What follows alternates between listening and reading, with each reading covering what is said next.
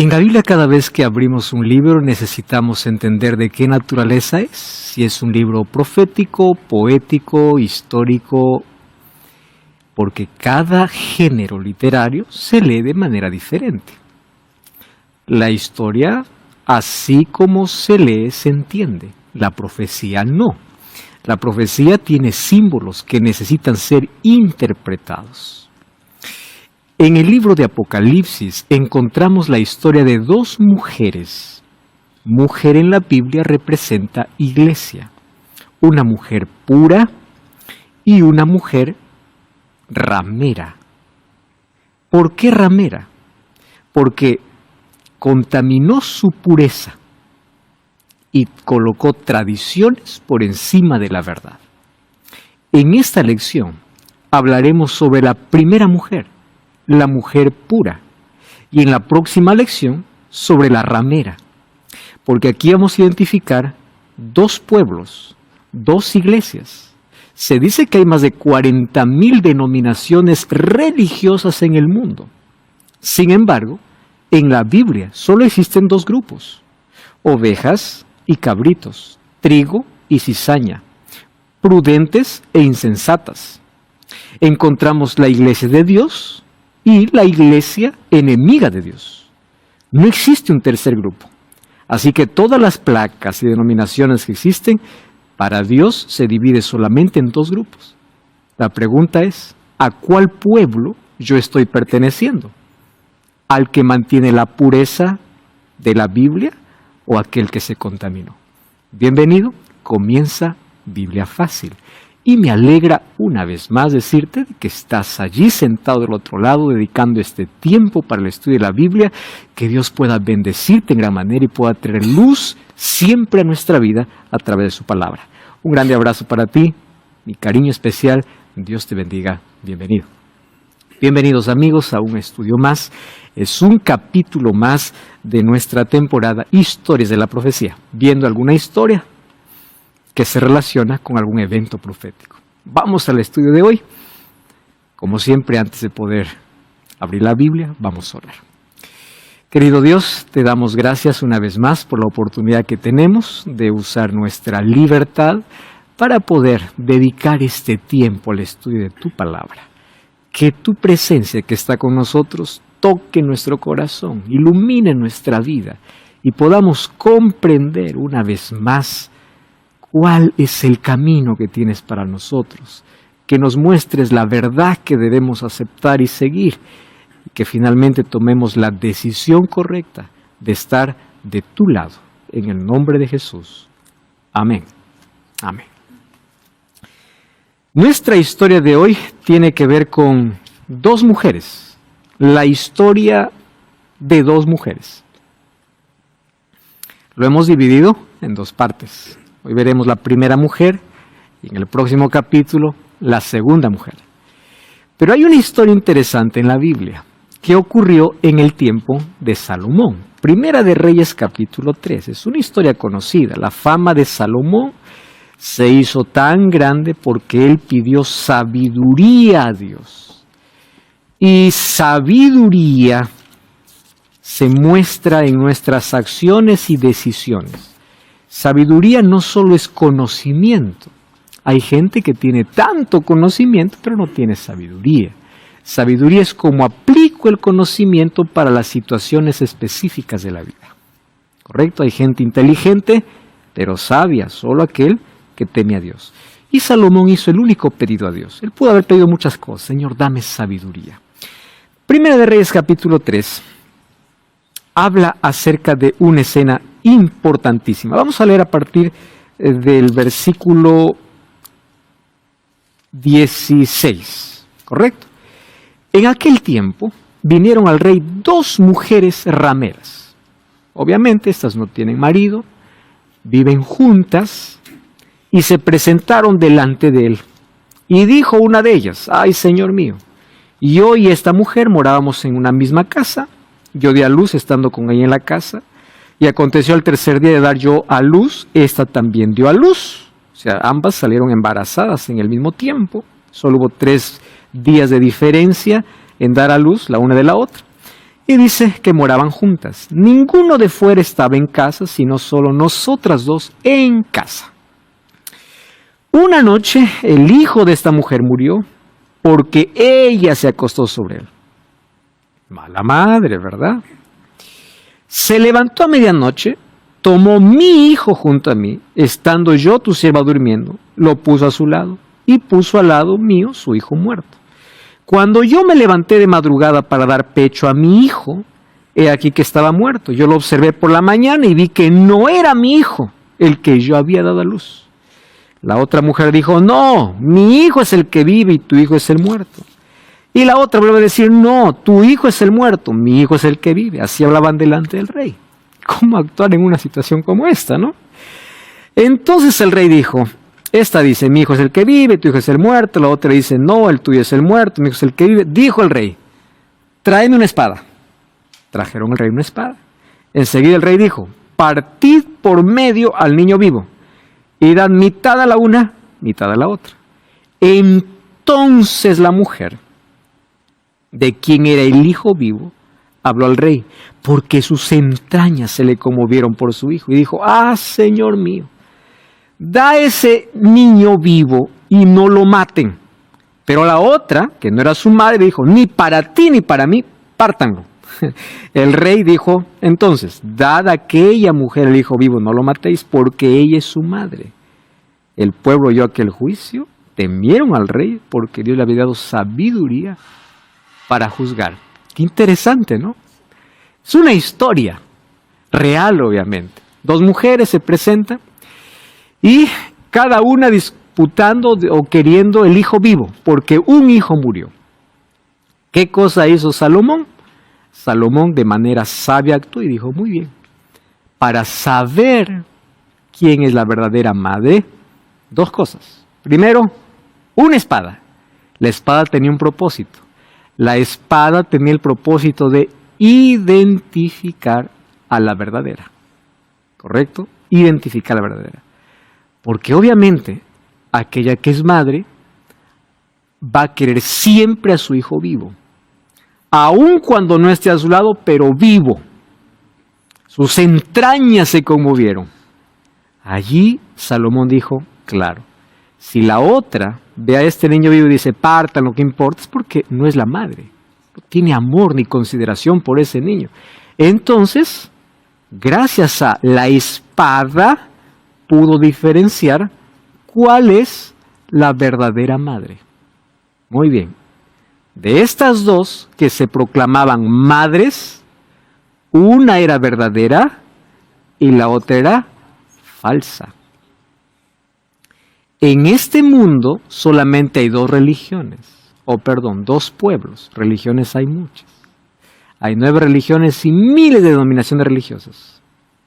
Pero para Dios solamente existen dos, la verdadera y la falsa.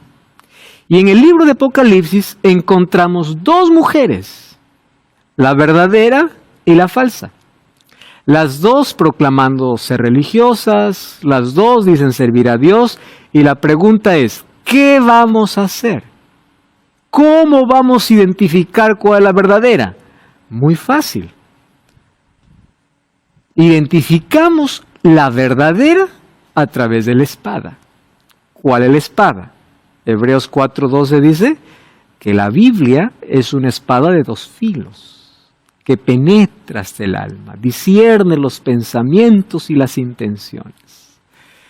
Entonces, la Biblia se convierte en una espada para identificar cuál es el pueblo verdadero. ¿Cuál, en ese caso, en el caso de la historia, cuál sería la madre verdadera? La espada definió. En nuestro caso, la Biblia nos va a mostrar características de la verdadera y de la falsa. Y a esas características queremos estudiar hoy. ¿Cómo identificar la verdadera? La primera mujer aparece en Apocalipsis 12 y la segunda mujer en Apocalipsis 17. Vamos a la primera. Apocalipsis capítulo 12. Abran su Biblia conmigo, vamos a estudiar aquí un asunto tan interesante. De paso, Apocalipsis 12 hasta el capítulo 14 son los capítulos que los teólogos los llaman el quiasmo, el centro de todo el libro, a donde llega al ápice, a la cumbre, ¿no? Donde Juan quería mostrar la razón por la cual escribe este libro. Y Apocalipsis 12 habla acerca del mayor conflicto, el conflicto que existe entre Dios y Satanás, y entre Satanás y el pueblo de Dios. Y el conflicto siempre va a ser por adoración, ¿correcto? Solo que en este conflicto se distingue quién es el pueblo de Dios y quién no lo es, aunque profese ser el pueblo de Dios, no lo es. Apocalipsis capítulo 12. Apareció una gran señal, una mujer vestida del sol. En la Biblia, Jesús dice, yo soy la luz del mundo. Malaquías 4:2 dice que aquellos que temen a Dios, dice que tienen la luz del sol. El sol aquí representa ¿a quién? A Jesucristo. O sea, la iglesia verdadera está siempre vestida de Jesucristo. La palabra vestida significa que tiene el carácter de vestimenta, carácter, ¿correcto? De Jesús. Vestida de Jesucristo. Jesús es el centro de todo. Con la luna bajo sus pies. ¿Qué cosa es la luna? La luna no tiene luz propia. La luna tiene apenas luz prestada del sol. Entonces, si el sol es Jesús, ¿qué cosa era aquello que representaba a Jesús en el Antiguo Testamento? El sistema de sacrificios, porque aquí la iglesia, el pueblo de Dios, habla desde el Antiguo hasta el Nuevo Testamento, completo, ¿correcto? La luna debajo de sus pies, y sobre su cabeza 12 estrellas. El número 12 en profecía significa completo. 12 tribus, 12 apóstoles, significa la totalidad del pueblo de Dios, tanto en el Antiguo Testamento como en el Nuevo Testamento. Entonces aquí habla de un pueblo representado en una mujer. Estaba encinta, clamando con dolores de parto, en angustia del alumbramiento. Entonces algunas personas piensan así: como esta mujer estaba encinta y ese niño es Jesús, esta mujer es María. Pero hoy quiero mostrarles en el mismo texto que no se trata de María, sino del pueblo de Dios, ya que María formaba parte del pueblo de Dios. Pero aquí en esta profecía no hace referencia a María, sino al pueblo. Vamos a seguir leyendo. Apareció otra señal en el cielo, un dragón escarlata, que tenía 7 cabezas, 10 cuernos y en su cabeza 7 diademas. ¿Ustedes recuerdan que es la misma figura de Apocalipsis 13? De la bestia. Muy bien, es que el dragón le presta la figura a la bestia. Su cola arrastraba la parte tercera de las estrellas del cielo. Estrellas, aquí hace referencia a los ángeles. Y los arrojó sobre la tierra, y el dragón se paró frente a la mujer que estaba para dar a luz, a fin de devorar a su hijo tan pronto como naciese. Muy bien, aquí encontramos el simbolismo. Pregunto, cuando Jesús nació, ¿hubo muerte o no hubo muerte de niños? Sí. ¿Quién dio la orden para matar niños? Herodes, no fue el dragón. Entonces, así como Herodes, o el dragón es representado en Herodes, María es representado en el pueblo de Dios, porque está todo bajo simbolismo. ¿Correcto? No fue el dragón que estaba allí, no, fue Herodes. Entonces aquí no es que María está dando a luz a Jesús, aquí está hablando del pueblo de Dios. ¿Correcto? Muy bien, seguimos. Ella dio a luz un hijo varón que rigiera con vara de hierro en todas las naciones, y su hijo fue arrebatado para Dios y para su trono. Está hablando del nacimiento de Jesús. Entonces, Satanás siempre quiso, primero, frustrar el plan de Dios de que Jesús viniese a ser el Salvador. Porque había una promesa en Génesis 3:15, la primera profecía es: pondré enemistad entre ti y la mujer, entre tu simiente y la suya. Solo que de tu simiente nacerá alguien que herirá en la cabeza a la serpiente. ¿Quién era? Jesús. ¿Por qué Satanás siempre llevaba al pueblo de Israel a la apostasía, cautivo, los quería destruir? Porque era a través del pueblo de Dios quien traería ¿a quién? Al Mesías. Entonces Satanás siempre quiso destruir al pueblo de Dios, los persiguió, los hizo apostatar, los hizo rebelarse contra Dios, quería desaparecerlo, porque no quería que venga el Mesías. Muy bien, cuando Jesús nació, ¿qué es lo que hizo Satanás? Bueno, Jesús ya vino, no pudimos desaparecer al pueblo. Vamos a matar a Jesús. No pudo matar a Jesús. Cuando comenzó Jesús su ministerio, Satanás estuvo detrás allí tentando, seduciendo, haciendo todo para hacerlo fracasar. No pudo fracasar. En la cruz dijo, muy bien, murió. Ahora sí, vamos a impedir que resucite. Manden 100 soldados para que la piedra no sea removida. Solo un ángel vino un domingo de madrugada y removió la piedra. Satanás se frustró todos sus planes, porque con Jesús siempre fue vencido. Siempre en el desierto de la tentación, en su ministerio, en su nacimiento, en su resurrección, Satanás fue derrotado. ¿Y dónde comenzó su derrota? No cuando Jesús vino, en el cielo. Vamos al versículo 9. Hubo una gran batalla en el cielo. Miguel y sus ángeles, Miguel es un título de Jesús, luchaban contra el dragón, luchaba el dragón y sus ángeles, no prevalecieron ni se halló lugar para ellos en el cielo. Y fue lanzado fuera el gran dragón, la serpiente antigua que se llama Diablo y Satanás. Muy bien, ¿quién es el dragón? Ahí está la respuesta, el diablo, el cual engaña al mundo entero, fue arrojado a la tierra y sus ángeles fueron arrojados con él. ¿Dónde comenzó su derrota? En el cielo. Jesús lo derrotó en la tierra. Muy bien, y ahora viene la pregunta, pastor, entonces, ¿cómo yo sé que esta mujer no es María? Muy bien. Vamos al versículo 6. Versículo 6. La mujer huyó al desierto, donde tiene lugar preparado por Dios, para que allí la sustenten por 1260 días. ¿Se les hace familiar este número? 1260 años. Según Ezequiel 4:6 y número 14:34, en profecía, un día equivale a un año. Muy bien. Cuando habla de que esta mujer huyó al desierto, entonces ya no es María. ¿Quién es? El pueblo de Dios. Es a través del pueblo de Dios que Jesús vino, que Jesús nació. Y dentro del pueblo de Dios fue elegido, obviamente, María. Eso es correcto. Pero aquí está haciendo referencia al pueblo de Dios. Porque esta mujer huyó al desierto por 1260 años. Muy bien. Persecución, no fue María perseguida, fue el pueblo de Dios. ¿Correcto? Muy bien. ¿Qué sucede? Como el diablo no puede derrotar a Jesús, qué cobarde, ¿no? ¿A quién va? A los que le siguen. Es como cuando tú tienes un enemigo y el enemigo no puede pelear contigo, pero para herirte a ti, va a pelear con tus hijos. Y pues tus hijos no pueden luchar contra ese enemigo, a menos que tú estés con ellos. Allí viene la necesidad de nuestra dependencia de Dios. ¿Por qué Jesús dice, sin mí nada podéis hacer? ¿Y por qué Pablo dice, en Cristo somos más que vencedores? Porque sin Cristo no podemos derrotar al enemigo. Pero cuando Satanás nos ve con Cristo, no nos puede ni tocar allí, a menos que Dios le permita. Pero cuando estamos solos, independientes, hace lo que quiere.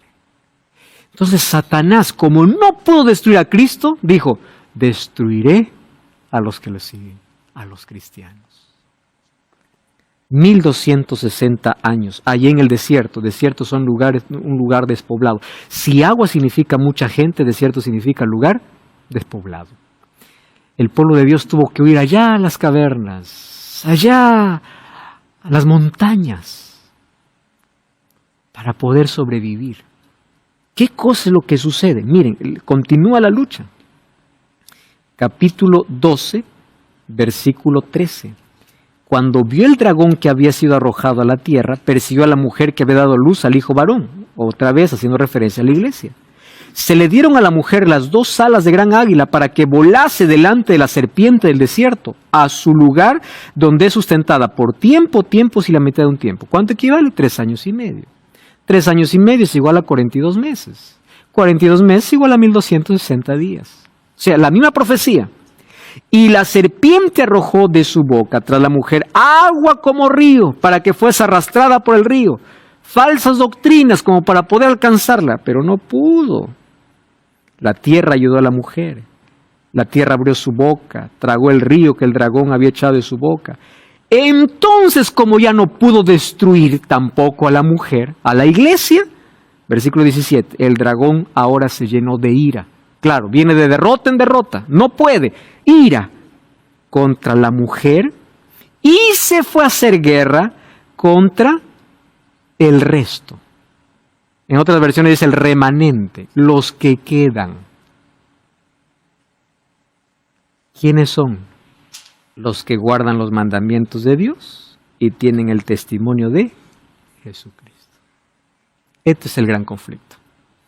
Correcto, es el gran conflicto. La lucha entre dos poderes. Como Satanás está vencido por Cristo, ahora cobardemente va a luchar contra el pueblo, queriendo destruir. Esto se cumple históricamente. ¿Cuántas muertes? Los discípulos, con excepción de Juan, todos fueron. Pedro fue crucificado boca abajo, Pablo fue decapitado, los discípulos fueron echados al mar, fueron torturados, los seguidores de Jesús eran perseguidos. La cabeza de Pablo rodó el día que fue ejecutado. El Coliseo romano se llenaba de gente para mirar a cristianos muriendo.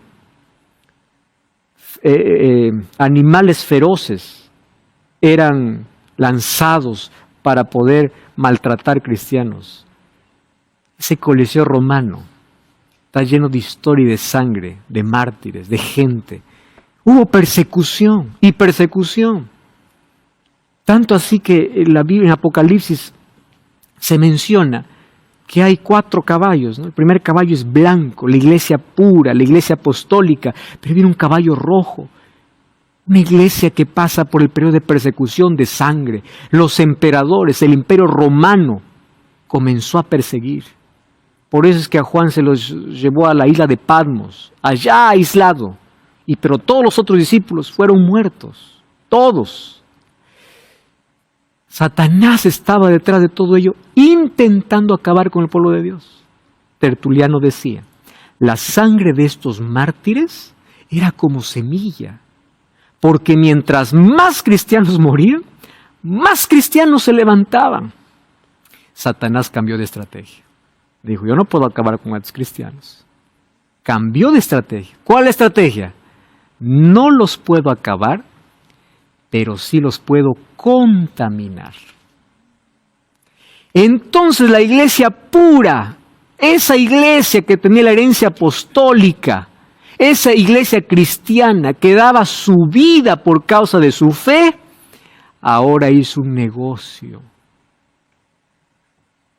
Apareció Constantino. Constantino vino maquinando en su cabeza cómo tener el imperio unido. Y había división entre cristianos y los del imperio, cristianos y paganos. Y él un día pasó por el río con todos los soldados. Él se echó agua y dijo, soy bautizado, a partir de hoy soy cristiano, falsamente. Él firmó el edicto de Milán, y en ese edicto de Milán dijo, cesa la persecución a los cristianos. Pero cuando cesó la persecución a los cristianos, hubo una alianza peligrosa. Entonces Constantino introdujo dentro del cristianismo el paganismo. La pureza de la iglesia se manchó. Por eso ahí viene el otro caballo, representando el otro sello, oscuro, negro, se manchó, se contaminó, negoció. Entonces cuando alguien dice, nosotros somos de la iglesia apostólica, la que Jesús, sí, esa iglesia se mantuvo pura, pero luego se manchó, por eso Dios tuvo que levantar un remanente en el tiempo del fin. Recuerden, la mujer y el remanente. Eso es lo que dice Apocalipsis. La mujer huyó porque siempre Dios tuvo hijos fieles, que nunca se sometieron a las leyes humanas, fueron fieles a Dios. Pero Dios tenía que de esos hijos fieles levantar un remanente para el tiempo del fin. Y ese remanente tendría 2 características. No es nombre, no es placa, no es que cantan, es guardan los mandamientos de Dios y tiene testimonio de Jesús. Por eso es que se levantó nuevamente un remanente, una iglesia en el tiempo del fin, considerando todos aquellos que habían sido fieles y habían huido al desierto a lugares despoblados. Se forma otra vez una iglesia en el tiempo del fin con un mensaje diferente, con un mensaje impopular para restaurar todas las verdades que fueron pisoteadas durante 1260 años. Porque la Biblia fue encarcelada, fue perseguida, fue prohibida. Todo lo que ustedes ven, prender velas a santos, imágenes, ritos, celebraciones, tuvieron todo su origen en ese periodo. Biblia prohibida. Y la tradición se colocó por encima de la palabra. Mas Dios siempre tuvo un pueblo fiel, la iglesia pura, vestida de Cristo, con la palabra de Dios como fundamento. Guarda los mandamientos de Dios y tiene el testimonio de Jesús. Características que debe tener la iglesia verdadera aquí en la tierra. Por eso quiero presentarte la revista Esperanza Apocalipsis, donde vas a descubrir con más detalles todo acerca de este tema. Para solicitarla solo tienes que enviar un mensaje de texto a este número de WhatsApp, más 5512 9810 1460. Te repito el número, más 5512 9810 1460. Así que puedes ahora mismo enviar el mensaje de texto y vamos a enviarte en formato digital o en formato físico. Lo mejor de todo es que es totalmente gratis, así que solicítalo ahora mismo. Ingresa, envía un mensaje y te enviaremos el curso totalmente gratis a casa. Continuamos con nuestro estudio. Desde que cesaron las persecuciones, aparentemente hubo paz. Yo voy a decir una cosa interesante. La comodidad casi siempre fue enemiga de la espiritualidad.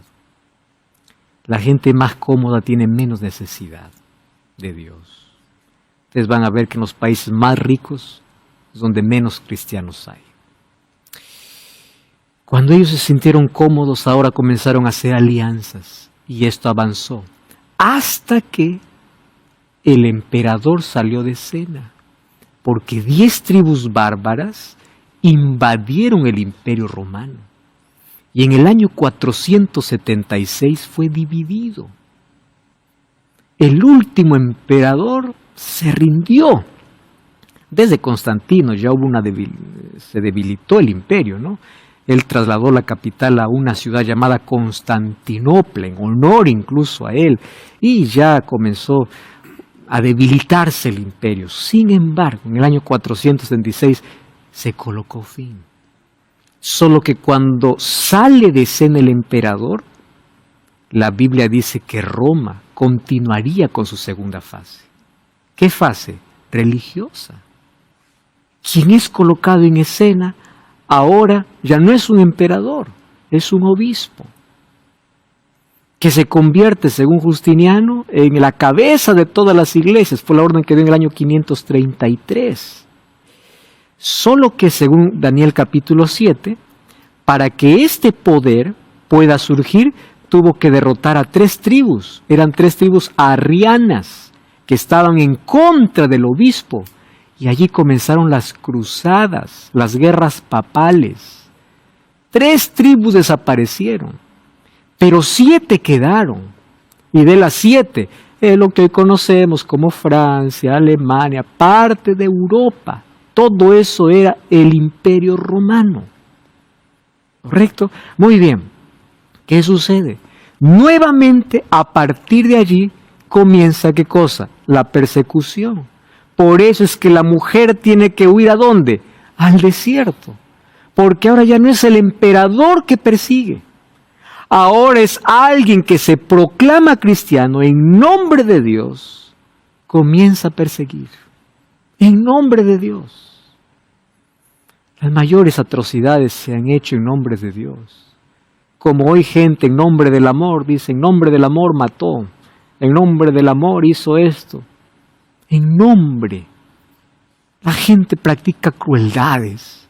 La mujer tuvo que huir. ¿A dónde? Allá al desierto para ser sustentada 1260 días. Hablemos de los valdenses, los hugonotes, personas que eran comerciantes pero vivían en las montañas. Un grupo fiel que no se rendía, no se sometía a la autoridad papal, estuvieron allí escondidos. Ellos, como eran comerciantes, escribían a mano la Biblia y textos pequeños colocaban dentro de la mercancía. Así la verdad se mantenía por lo menos a cuentagotas en el pueblo. Porque la Biblia fue prohibida. Por eso es que Martín Lutero, cuando descubrió por qué la Biblia es prohibida y descubrió que en la Biblia había la justificación por la fe y en ese tiempo se vendían indulgencias. Indulgencia es, págame algo y te doy permiso para pecar. O sea, págame por tu pecado y ya está. No importa lo que hagas, págame y peca como quieras. Se llegó al extremo de vender el perdón de Dios. Entonces ahí Martín Lutero, 95 tesis, coloca en la iglesia y a partir de allí comienza toda una reforma. Pero antes de él hubieron muchas personas que sufrieron por causa de la palabra. Personas fueron perseguidas por ese poder. Incluso de Europa vinieron un grupo de cristianos en busca de una tierra de libertad. Allí, a bordo del Mayflower, llegaron a Estados Unidos. ¿Por qué creen ustedes que en Estados Unidos se celebra el Día de Acción de Gracias en el mes de noviembre, en una fecha específica?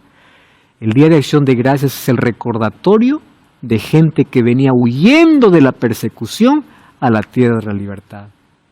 Por eso su primera constitución de los Estados Unidos, o allí ellos pusieron un eslogan, ¿no? Ellos decían, queremos un país sin rey y una iglesia sin papa. Porque venían perseguidos. Grupo de cristianos, y ellos formaron lo que hoy se conoce como el país de libertad, que proféticamente luego se unirá al poder, y cada vez esto, al primer poder o a la primera bestia, que es el Apocalipsis 13, que es el sistema papal, y harán una alianza. Eso veremos en otro momento. Y aquellos que están más interesados en conocer todo esto de manera detallada, pueden buscar Biblia Fácil, Apocalipsis, ¿correcto? Muy bien. ¿Cómo Satanás no pudo desaparecer al pueblo de Dios? Ahí estaban los fieles, desparramados, pero estaban. Ahora se va a hacer guerra contra el resto, contra los pocos que quedaron fieles a Dios. Muy bien, se llenó de ira entonces el dragón contra la mujer y se fue a hacer guerra contra el resto de la descendencia de ella. ¿Quiénes? Los que guardan los mandamientos de Dios y tienen el testimonio de Jesucristo. La gente puede decir, ¿por qué tanto énfasis en mandamientos? Es que eso lo dice la Biblia. Y la Biblia presenta características de la iglesia verdadera. La iglesia verdadera no es conocida en la Biblia por cómo se viste, cómo canta, aunque todo eso es importante, siguiendo los principios. La iglesia es conocida porque está vestida de Cristo, tiene la Biblia como fundamento, vestida de sol, por eso ilumina también. Tiene fundamento en la palabra de Dios, aquí están sus pies, aquí está su fundamento, aquí en la palabra, no en tradiciones, en la palabra. Y es fiel. Carácter. La ley de Dios es el reflejo de su carácter. Por eso guarda los mandamientos de Dios y tiene el testimonio de Jesucristo. La iglesia verdadera tiene identidad. Tenemos muchísimas iglesias llenas. El asunto es que adoran. Fíjese qué interesante. Existen tantas iglesias que solamente ofrecen sensaciones. Solo sensaciones. Llegas, sensación, aquí me siento bien. Cuando la gente busca la iglesia, no busques una iglesia donde tú te sientes bien, sino donde creas que se adora a Dios. Hay otras iglesias que el centro del culto no es la Biblia, es el dinero. Teología de la prosperidad, ven y negocia con Dios. Acá hay un aceite bendito, acá hay una escoba santificada, que un precio para una oración, que trae todo tu sueldo. La Biblia me habla de diezmo y fidelidad, no de negociación con Dios. Hay una diferencia en la teología de la prosperidad.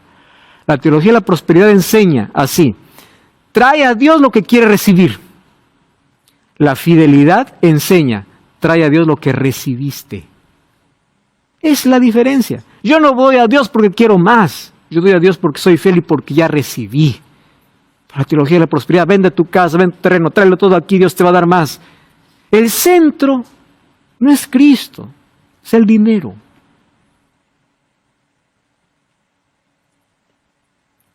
existen tantas iglesias que hay gente desanimada y dice, yo no quiero ninguna. Y ahí aparece otro grupo de personas. Quiero a Cristo sin iglesia. ¿Escucharon ustedes eso? Soy cristiano sin iglesia.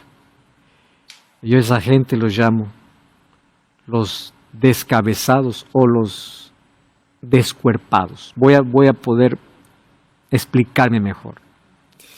La iglesia en la Biblia es mostrada como el cuerpo de Cristo, donde la cabeza es Cristo, pero todo el cuerpo es la iglesia. Entonces aquel que dice, yo quiero a Cristo, no iglesia, es aquel que dice, quiero la cabeza, no el cuerpo. Es la abeja que dice, soy abeja sin colmena. Es el soldado que dice, voy a la guerra, pero no tengo ejército. No hay manera. La iglesia es necesaria. Hechos 2:47 dice, el Señor añadía todos los días a la iglesia los que habían de ser salvos. Ahora, cuando busques una iglesia, nunca busques una iglesia con miembros perfectos, porque todos totalmente somos imperfectos, desde el líder máximo hasta todos los que entran somos imperfectos. La iglesia es imperfecta en sus miembros. Entonces, ¿cómo distingo la iglesia verdadera? Perfecta en sus creencias. Hay gente que piensa así, pastor, decepcionado, yo voy a esta iglesia. ¿Por qué? No voy a esta iglesia porque ahí me miran así, no me tratan así. Aquí sí me tratan bien, aquí hay amor. Es que tú vas a mirar miembros, y tú vas a mirar miembros, vas a encontrar en todo lado, gente que decepciona. Pero te recuerdo, un árbol no representa el bosque. Probablemente viste un árbol podrido y dijiste así, todo el bosque es podrido. No. Además recuerda que la iglesia es un hospital, todos somos imperfectos. Cuando busques una iglesia, no busques la perfección en sus miembros, porque todos son imperfectos. Busca la perfección de sus creencias. ¿En qué cree? ¿Cuál es el respaldo? ¿Cuál es el sustento? ¿Tiene las características que la Biblia presenta? Es así como la Biblia presenta a la iglesia. Isaías capítulo 4, versículo 1 dice así. Echarán mano de un hombre 7 mujeres. No se olviden que mujeres representa iglesia. En aquel tiempo diciendo, nosotras comeremos nuestro pan, vestiremos nuestras ropas, solamente permítenos llevar tu nombre. Esa es la realidad de hoy. Solamente quiero el nombre de Dios. Yo vivo como quiera. Y hay iglesia que dice, por aquí es más fácil llegar al cielo. Por aquí hay mucha prohibición, por aquí está difícil, por aquí es más derecho, porque solamente quieren el nombre, no el carácter. Solo quieren el nombre, no la vestidura. Solo quieren el nombre, no los principios. Solo el nombre, no el pan. Nosotros vestiremos nuestras ropas, nosotros viviremos como queramos, solo queremos tu nombre. Es la realidad, ¿verdad? Por eso cada día se abre una nueva iglesia. Para todos los gustos, para todas las preferencias, para todos los grupos. Y claro que la iglesia es para todos, pero el hecho que una se levante diciendo, bueno, esta iglesia cree en esto, la Biblia es una. Pero ¿qué cosa hizo que haya tantas iglesias? Van a la Biblia, desobedecen la Biblia, malinterpretan la Biblia, descontextualizan la Biblia. ¡Qué peligro! Satanás siempre ha intentado confundir al ser humano, mas Dios tiene su remanente, tiene un pueblo aquí en la tierra. ¿Cuáles son las características? Primera característica, ese remanente saldrá del desierto, es decir, ¿recuerdan ustedes que en el año 1798 cesaron las persecuciones? Y es allí donde la iglesia nuevamente aparecerá visible, no más escondida. El remanente del pueblo de Dios aparecerá después de 1798. ¿Correcto? Porque es la iglesia, el remanente, otra vez. ¿Para qué viene? Para restaurar las verdades que fueron olvidadas, pisoteadas. Enseñará las mismas verdades que Jesús y los apóstoles enseñaban, con fundamento en la Biblia. La iglesia no se va uno a decir, hermanos, es lo que yo creo, es lo que fulano dice. No, es lo que la Biblia dice. Aquí está, escrito está. Y lo que está escrito yo no puedo alterar, yo no puedo discutir, está escrito. Dios lo dijo, así es. No vamos a actualizar, vamos a modernizar. No, principios son inalterables. Entonces enseñan exactamente cómo es el bautismo correcto, cuál es el día correcto, cuál es el estilo de vida correcto. ¿Basado en qué? En la Biblia. La Biblia es la base, la Biblia es el fundamento. Todos los otros libros pueden ser apoyo. Biblia. Y ustedes van a ver. Yo soy, aquí obviamente es medio de comunicación de la Iglesia Adventista del Séptimo Día. Cuando yo era adolescente, en mi etapa, digamos, de rebeldía, entre comillas, un día yo me propuse analizar creencia por creencia de esta iglesia, porque yo tomé la decisión y dije así, yo no voy a seguir la religión de mis padres, a pesar de que yo esté involucrado en tantas cosas de la iglesia. Y comencé una por una, ¿dónde está su fundamento? Alguien puede decir, ustedes tienen un fundamento en lo que dice Elena de White. Revisa las 28 creencias de la iglesia. Ni una es porque ella dice, las 28 están en la Biblia. Biblia. Y yo he dedicado gran parte de mis estudios para poder analizar creencias. ¿De dónde surge? ¿Cómo surge? ¿Dónde se fundamenta? ¿Dónde se creó? ¿De dónde viene? ¿Cuál es su origen? Infelizmente, la mayoría, todas ellas, tienen su fundamento en un hombre, en una tradición, en alguien que creó, no en la palabra de Dios. Entonces, la iglesia verdadera tiene que enseñar con fundamento en la Biblia, porque su fundamento es la palabra de Dios. Guarda los mandamientos de Dios, eso dice la Biblia, Apocalipsis 12:17, Apocalipsis 14:12. Aquí está la perseverancia de los santos, los que guardan los mandamientos de Dios y tienen el testimonio de Jesús. Posee el espíritu de profecía. ¿Por qué dice el espíritu de profecía? Recuerda, el testimonio de Jesús, según Apocalipsis 19:10, es el don profético. Dios levantaría también profetas. ¿Para qué? Para llevarnos al estudio de la Biblia. Pero ese profeta tiene que ser probado por la Biblia, si es que es verdadero. Proclama en voz alta el mensaje de los 3 ángeles. Ángel aquí representa mensajero. El pueblo de Dios, el remanente de Dios, tiene un mensaje particular. Y yo te invito a analizar ese mensaje en una temporada de Biblia Fácil, llamada Las 3 mensajes angelicales. Busca Biblia Fácil, los 3 mensajes angelicales. Y solo hemos hecho una temporada de 15 capítulos basado en un capítulo de la Biblia. Apocalipsis 14. Solo en un capítulo de la Biblia. Porque ese es un mensaje urgente que el pueblo de Dios tiene que predicar. Y ese mensaje comienza hablando del Evangelio eterno, la caída de Babilonia y la advertencia que Dios tiene. Es decir, este pueblo presenta un mensaje impopular. No es agradable para los oídos. No, no lo es. Hay gente que yo conozco, incluso algunos pastores, ¿no?, de otras denominaciones, dicen, yo no puedo predicar esto porque la gente se me asusta, se va, y yo pierdo miembros. ¿Por qué? Es la Biblia. Yo no tengo por qué estar contentando preferencias o gustos. Es lo que la Biblia dice. Y el pueblo de Dios tiene que proclamar la Biblia. Tiene un mensaje urgente para el tiempo del fin. Es un movimiento mundial, según Apocalipsis 14:6. ¿Por qué? La iglesia de Dios, el remanente de Dios, no solamente puede decir, iglesia tal solamente está en mi país. No, si el mensaje es para todos, tiene que estar en todo el mundo. ¿Correcto? Otra característica, enseña el Evangelio eterno, la salvación solamente por medio de Cristo. Esta iglesia te enseña lo siguiente, la salvación no es por lo que comes o no comes, la salvación no es por lo que vistes o no vistes. Hay gente que piensa que la Biblia dice, porque soy vegetariano soy salvos. Hay gente que piensa que dice, porque te vistes así eres salvo. No, la salvación es por la gracia de Dios. Ahora, mi alimentación, mi estilo de vida va a ser la consecuencia, es la transformación que Dios hace. No confundamos qué es el Evangelio y lo que produce el Evangelio. El Evangelio es Cristo. Yo no me salvo por algo bueno que haga, por lo que como o no como. Yo me salvo por la gracia de Jesús. Él es la causa de la salvación. Ahora, cuando Cristo entra en mi vida, claro que cambia mis hábitos, mi forma de vestir, mi forma de comer, claro que cambia.